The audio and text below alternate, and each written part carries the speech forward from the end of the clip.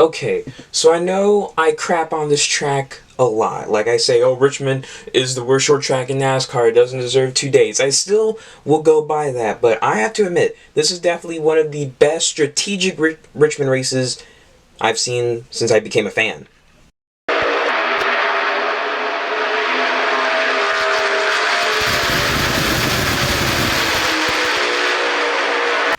Hey guys, NASCAR Mobile 48 back again. Go back to another episode of NRR. In today's video, we're going to be reviewing the 2022 Federated Auto Parts 400 from the Richmond Raceway. Ah yes, Richmond Raceway, the worst short track in NASCAR history. The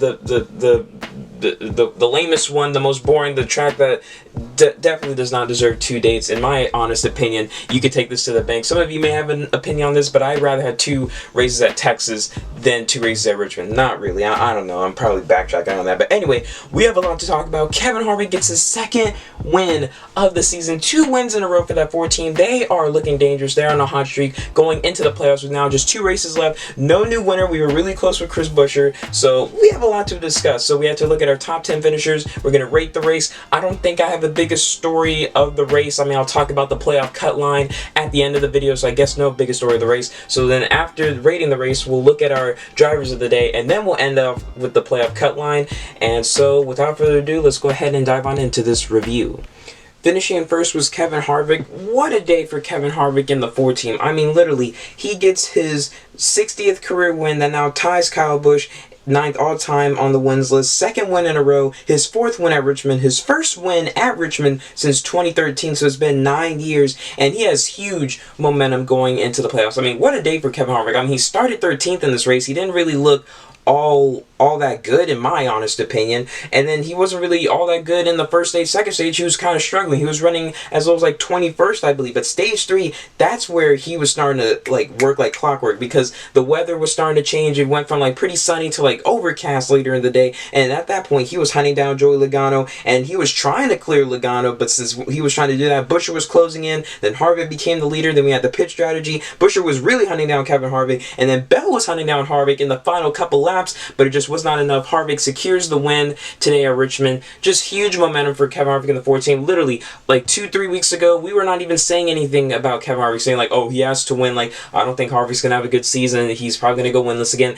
Now he looks like a dangerous driver in the playoffs. Do I see him making the championship 4? Well, let's start off here. I don't think he's going to win the championship. I mean, maybe if he starts clicking off more, then maybe he could be a threat to win it, but I think he could make the championship 4, maybe the round of 8. So I think round of 8 would probably be the farthest Kevin Harvick could go so far right now. But we still have 2 races left in the regular season to fully determine where do I see these drivers going into the first race of the playoffs. But a nice strong run for Harvick in the 4 team. Finishing runner-up position was Christopher Bell. Low-key, Christopher Bell has been on a roll. I mean, he won at New Hampshire. He also finished 4th at Pocono. He finished 12th at Indy, but he had a tire issue. There's nothing he could do. Now, he did finish 26th at Michigan after he started 2nd. Now, that was on him. He clearly went up into Ross Chastain, took himself out, and then gets a nice solid top 5 finish today. That's 3 top 5s in the last 5 races, so they've secretly, under the radar, been on a roll here. And he was on the move earlier in the race while his teammate Truex was falling back, but then that kind of switched off later in the race as the run went on, the tires just wearing out. And then after stage 1, Bell had a penalty going into stage 2, so that wasn't really helping him. And then later in the final stage, Bell, who was on fresh tires at one point, got onto the apron and then spun himself out. This is the same guy, spun out on fresh tires, comes back to finish 2nd. I mean, that was earlier in the first stage. I mean, earlier in the final stage, but still really cool comeback for Christopher Bell. And he was really closing in on Kevin Harvick in those last couple laps. If he just had 1 or 2 more laps, it could be a whole different story right here. Bell getting a 2nd win of the season, 3rd career win, but a nice strong outcome for the 20 team indeed. Under the radar, they do have a little bit of a roll. Yeah, they're definitely on a roll right here. They definitely have some momentum coming their way. Not as much as Kevin Harvick, who's clicking off with winning races, but he does have a bit of momentum. So we'll see how he'll do at the Glen next week, because I remember last year he got taken out by Larson, so hopefully that doesn't happen this year. Finishing in P3 was Chris Buescher. What a day for Chris Buescher. I mean, I did not expect Chris Buescher to do that well. I mean, RFK really impressed me today. I mean, I know Buescher started 18th, but his teammate Brad Keselowski was running really well earlier in this race, and had Keselowski qualified top 10, and then he started to fade off a little bit. I think he finished like top 15, I believe. And then Chris Buescher wasn't really running that good earlier in the race, and then he started to knock it off just like that, probably because of the change of the weather. From sun to cloudy, overcast, there was a big change in how the track was. Like, we saw that from with Joey Logano and Truex Jr., how their cars totally changed once it became a bit of overcast. But Buescher just man, I thought he had it. I thought we were about to see a 16th different winner, but a nice strong run for the 17 team. I mean, I don't think they were expecting this kind of a run. Even though Keselowski had speed, I still don't think they were expecting this. I mean, literally, they have a disappointment sort of finish third when they know they have to win, but they still have the Glen coming up next week, and then Daytona. Even though he disqualified at Daytona last year in the summer race, he could still make a good roll and possibly get a win. And also for Chris Buescher, since he got a top 5 today, this is his first top 5 since he finished second back at, I believe, Sonoma, and is also his first top 10 since the Brickyard, where he was literally on fire. We literally had another driver on fire. That was Chase Briscoe. But Buescher, oh man, I guess it just was not meant to be. I mean, as Harvick was trying to clear Joey Logano, Buescher was really closing in, and Buescher was hunting down Harvick after the pit cycle went through, but just burnt the rear tires off a little bit too much and just wasn't enough to catch him in the end. But still, overall, a nice solid finish for Buescher and just RFK overall this weekend. Finishing in 4th was Denny Hamlin. Another driver with a nice strong run was Denny Hamlin. I mean, he had a kind of different strategy at one point during the race where some drivers would come into the pits, but then Hamlin would pit in probably like 5-6 laps later. And it kind of worked on the long run where he was starting to pull in and build off a better run and catch drivers easily faster with some fresher tires than the others. And it just wasn't enough to really catch any of the leaders. I mean, it worked at one point early in the race, but it just didn't work in that last pit cycle. But still, a nice solid top 5 finish for Denny Hamlin. That's 2 top 5s in a row coming off his 3rd place finish at Michigan. This is the first time we've seen Hamlin have 2 straight top 5 finishes in a row since he got 4th at Kansas and then won the Coke 600, well, 2 weeks later because we had the All-Star race in between. But still, a nice solid finish for Denny Hamlin and the 11 team. Even though they won here earlier this year, a top 5, still a top 5. And rounding out the top 5 and 5th was Chase Elliott. Chase Elliott was probably a driver no one really talked about all day long. Literally, he started 23rd early in this race. He was sort of like qualifying like how a Bowman would this past summer. So I don't know what's been going on with Chase. It just hasn't really been their week the last couple weeks, especially at Michigan. But today, it was a big turnaround. So I'm guessing it had to go from how it was in the sunshine to how it went in the overcast. Just the change of weather definitely showed the outcome of this. Same thing of how we saw at Nashville, where we had the day transition to night transition. Some drivers completely switched on from good to bad. But still, a nice solid finish for Chase Elliott in the 9 team. Technically his first top 5 since he got that win at Pocono. But still, a nice solid finish for the 9 car. Going into Watkins Glen, which is Chase Elliott's track. But Larson won there a year ago, so I don't know. And then we have some new road course ringers, like we could see Buescher pull off a good win. Maybe Tyler Reddick. Harvick could go on another hot streak. I'm not sure. We'll see. But a nice solid top 5 for Chase Elliott. Finishing in P6 was Joey Logano. Joey Logano was definitely one of the drivers I was talking about from the day to overcast transition. Early in the day, he was really clicking off. I mean, I know Bell was on a roll moving through the field early in the race, but it was really Joey Logano. He was really aggressive earlier. I mean, he started 17th in this race, which is kind of unlike Logano because he's pretty good at Richmond, but he was actually clicking off too. He won the second stage after him and Truex were having a battle for the lead lap, but then Swords kind of got in the way and faltered that one. But Truex was the free pass car. But Logano won the second stage, and he was actually running really well early in the stage, then kind of fell back because he didn't really have a long run car, and since the car wasn't handling as well as it did earlier in the daytime, it kind of altered his car, and Harvick was able to hunt down him. Same thing with Chris Buescher, and only Logano was able to get back to a 6th place finish, which is not bad for Joey Logano standards. That's 3 straight top 10 finishes in a row, so they've been under the radar, been on a pretty good roll here. So we'll see how they'll do at the Glen because they won here back in 2015. Finishing in P7 was Truex Jr. Even though Blaney collected more points today, Truex still got the better finish than him. Truex started 6th in this race, so pretty solid start for the 19 team, but then they've had some issues early in the race. Like, Truex was completely just falling back earlier in the race, so I don't know what was going on with him. And then at one point, Stenhouse missed pit road and hit Truex Jr. I thought he had a flat tire, but he was still okay, but he still had some damage after that. And Logano and Truex were going at it, like I said, at the end of the second stage, and then Truex was not happy with Ross Chastain after one point. After one point, Kyle Busch came down into Chastain because Chastain didn't even leave that much room because Ty Dillon, they were 3 wide, and Kyle Busch didn't know he was 3 wide, so it was just a racing incident. And Jones hit Chastain and Truex Jr., but Truex was not happy with Chastain, said a lot of stuff on the radio. And apparently, when I heard about Truex arguing with his crew chief, James Small, last week, apparently that's normal for them. So that's a relief, because I thought Truex was starting to have the pressure come to him, but it's Truex Jr., what do you expect? But then after that, Truex wasn't really... the car kind of got better for him, so he was starting to run inside the top 10, maintained there, and was able to get a nice solid 7th place finish. Overall, not bad of a day for Truex in the 19 team. That's 4 top 10 finishes in the last 5 races. So Truex, like I said, is on a roll here, so we'll see how he'll do at the Glen, even though at the last road course race he finished 21st, so maybe a turnaround for Toyota at the road courses. In my opinion, I don't think so.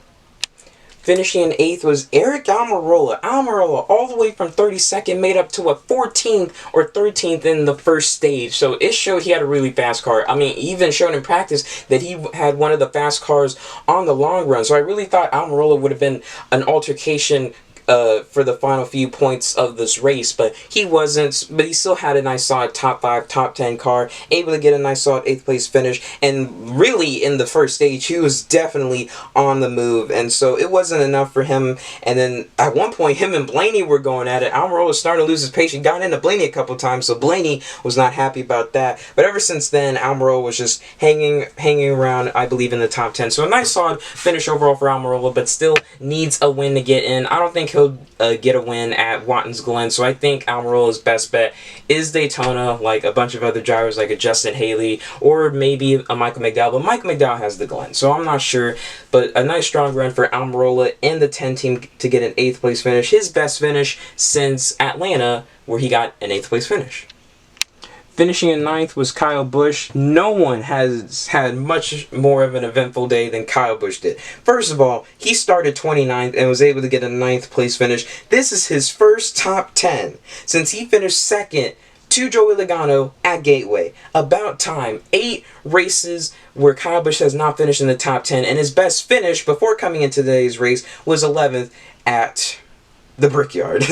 But anyway, Kyle Busch was able to get a nice solid 9th place finish, but after all the chaos has happened, I believe Kyle Busch is just okay with that. Him and Ty Gibbs has made a bit of contact earlier in the race when Gibbs kind of came down to Kyle Busch, and Gibbs kind of fired back at Kyle Busch, so it was kind of on Ty Gibbs, so I don't know why he was a bit angry, so I don't think Kyle Busch was happy about that. We've heard about the whole contract situation, but I bet he was happy that Ty Gibbs had an engine issue in stage 2. But anyway, later in the race, I also talked about Kyle Busch kind of came down into Chastain and he spun out, and so that kind of put them back a little bit. And then he had some contact with Ryan Blaney, and he was kind of getting into Blaney, so it was not the happiest of days for Kyle Busch. But then after all that cycled through, he maintained and was able to have a nice solid top 10 finish. So after just all the chaos, I think Kyle Busch should just be happy with the top 10.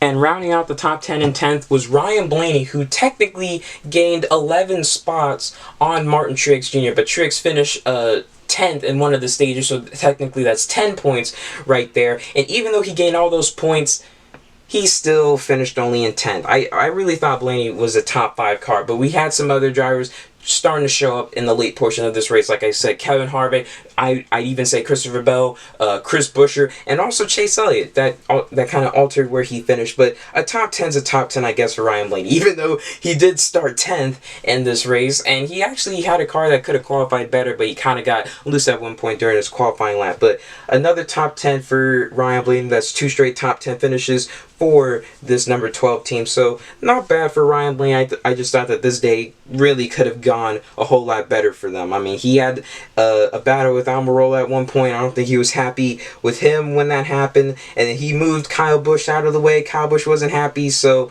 he didn't really make any friends out there. But a top 10's a top 10 at the end of the day for Blaney. He still is currently in the playoffs, but with a close call of Buescher possibly winning this race today, I just think he just comes out of this race with a sigh of relief. But we still have the Glen coming up, and Buescher could make something happen there. Same thing with Michael McDowell. So it ain't all safe for Ryan Blaney right now. He just has to be consistent, and he just needs to win a race. And now let's rate this race. So this is the part I'm going to get to. So I want to admit, the first part of this race kind of sucked. I kind of got lightened up a little bit in the final stage of this race because it was starting to get a bit entertaining. And I haven't, like I said in previous episodes, that I'm not really a strategic NASCAR fan where we have strategies affecting the race. But I'm starting to build onto it, and I like the strategy playing out through this one. I like Hamlin trying to stay out for a couple more laps, and I saw how much of an effect it took, but it just didn't have enough tires as well, and just didn't have enough time as well. And a caution really would have been a huge factor into this one, but it was a decent race. So earlier this year, I gave the Richmond race a 6.5 out of 10, and that was sympathy. I was going to give it much lower than that, but I gave it a 6.5. So in my honest opinion, I'm just going to give this up and bump it up probably by 10 more points. So I'm going to give it a 7.5 out of 10. It was a solid race. Still not my cup of tea. I still think we should only be running at Richmond once a year. It is definitely, it's a track, in my opinion, that does not deserve a second date. Like, literally, if I could pick out, like, oh, we have three short tracks and we need to split it up with 6 dates. They each get 2 or something. What do you think? I'm not going to give Richmond a second date. I'm going to say 3 races at Bristol, 2 at Martinsville, 1 at Richmond. If I could do that, if NASCAR could do that, I'd be completely happy. But there's no way they're going to give a track 3 dates unless it's Darlington or some type of disease affects the NASCAR Cup Series again. But all jokes aside, I'll give it a 7.5 out of 10. Let me know what you guys would give it in the comment section below. Now on to the drivers of the day. So for unlucky driver of the day was last week's underdog driver of the day, Ty Gibbs. He had an oil issue, I believe. They have to lift the hood up under the car. I think it happened in some point in stage 2. Just a big disappointment for Ty Gibbs. I really thought he was going to have another solid finish after he was going at it with Kyle Busch. That was something really entertaining to watch, so I really have to thank him for that. But fortunately, it was out of the race, so it does suck for Ty Gibbs in the 45, who's just subbing in for Kurt Busch. And Michael Jordan was also at the race. Michael Jordan just goes to the wrong races. He needs to go to the races where he sees that his team's on the up and up, and then Bubba Wallace, typically not his best track, and then Ty Gibbs. I thought Ty Gibbs was going to have a decent day, but then you can't predict this. This just happens out of nowhere. For underdog driver of the day, I gotta give it to Chris Buescher. Literally, this guy put on a heck of a performance in the last few portions of the final stage of this race. He was closing in on Kevin Harvick and Joey Logano, got by Logano through the pit cycle, and was hunting down Kevin Harvick, but then started to lose it a little bit. But a nice solid finish for Buescher. This is definitely have to be one of the most impressive runs I've seen by Chris Buescher. I mean, road courses, I'll see him run good at road courses here and there, but I don't really see him running good at Richmond. Literally, they even said on the broadcast that Buescher has no top 10s at Richmond, and he has 12 starts here, I think. I'm not really sure, but Buescher, a nice solid finish there, so I have to give him underdog driver of the day. For comeback driver of the day, easily has to be Christopher Bell. He spun out at one point earlier in the final stage of this race after he had new tires, so that really sucked right there. So I think he had to come back down in the pit road. It took him a while to get through the field because, like I said with Richmond, definitely one of the hardest tracks to pass on, and so he had to go through all of that and was able to make a huge run and take a nice solid second place finish, really close to getting the win. So really, comeback driver of the day has to go to Christopher Bell after having that spin out.